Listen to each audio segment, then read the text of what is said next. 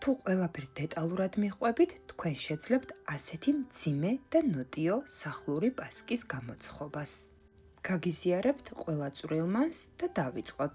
პირველ რიგში მოვამზადებ აპარას და გახსოვდეთ, რძე უნდა იყოს თბილი და არა ცხელი. ცალკე კვერცხისგან და შაქრის ნაწილისგან მოვამზადებ გოგლიმოკს, რომელსაც დავუმატებ არაჟანს, ნახებს, რძეში გამდნარ კარაქს, რომელსაც გადაურევ სუნელებს და დარჩენილ შაქარს. ასევე დავამატებ ზეთს, ლიმონის ზეთს, ლიმონის და ფორთოხლის ცედრას და წვენს, ვანილს, მზა ამოფუებულ აპარას და ფქვილს. და როდესაც ცომი მოიზილება, გადაურევ დამბალ და კარგად გამშრალ ქიშმიშს. დავაყოვნებ მანამ, სანამ ცომის მასა თითქმის არ გაორმაგდება. შემდეგ კი გადავიტან ფორმებში. მე გამოვიყენებ 800 გრამიან ფორმას, სადაც 900 გრამზე მეტ ცომს ჩავდებ. და ფორმაშიც რომ ამოფუვდება ცომი, ვაცხობ 160 გრადუსზე სრულ მზაობამდე.